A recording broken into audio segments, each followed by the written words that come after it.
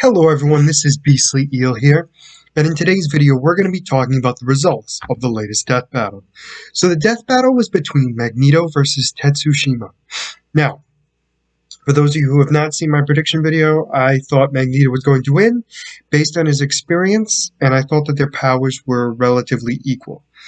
I thought that maybe Tetsuo had much more power than Magneto, but I thought with Magneto's experience, and since he's gone up against people stronger than him and survived and actually won most times, I thought that it would be him in the long run.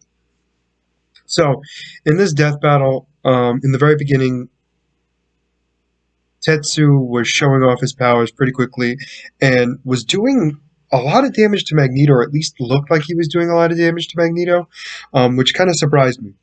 Because I always thought that Magneto needed full concentration, and that the more damage he took, the less powerful he would be.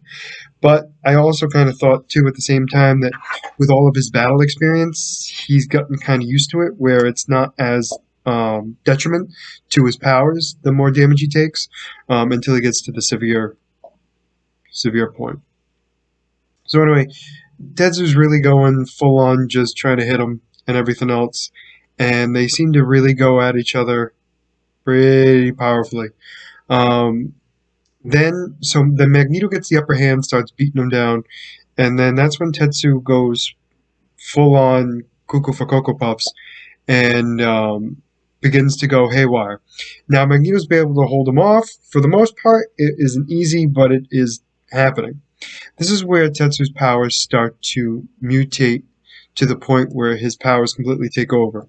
Now this is when the quote-unquote Big Bang happens. So the large explosion happens, but Magneto is able to control it and stop it. He then concentrates it into a blast and shoots it right through Tetsuo's head and kills him. So I was correct and Magneto won, but the reason for it was because Magneto had powers that I wasn't aware of. What I mean by that is obviously he had manipulation over magnetism, but what I didn't know was the microscopic level he had it, where he can actually manipulate molecules and atoms at the molecular level, at the subatomic level, I should say. And because of that, Tetsuo Shima's Big Bang attack is used a lot of photons and a lot of other atoms to kind of, and a lot of atoms to kind of cause the explosion. And because of that, Magneto was able to control it, stop it from happening, and actually use it to kill Tetsuo. So in the end, Magneto was stronger and had a much more variety of attacks.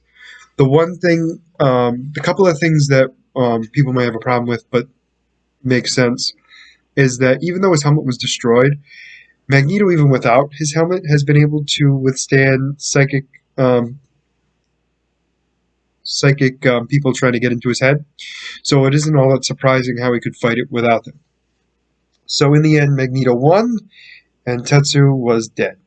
So the next death battle is between two mythological beings, one from the Western world and one from the Eastern world. So it is Hercules from Greek and Roman mythology versus Sun Woku from the Journey to the West series, and also from the Chinese mythology.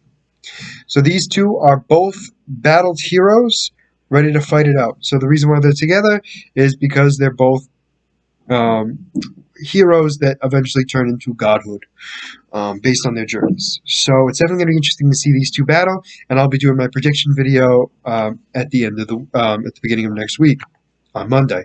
So let me know what you guys thought about this death battle in the comments below. Did you agree with it? Did you disagree with it? Did you hate it?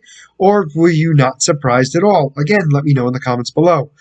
As always, if you like the content you see, please like and subscribe below. Other than that, this is going to be Beastly Eel signing out. Have a great night.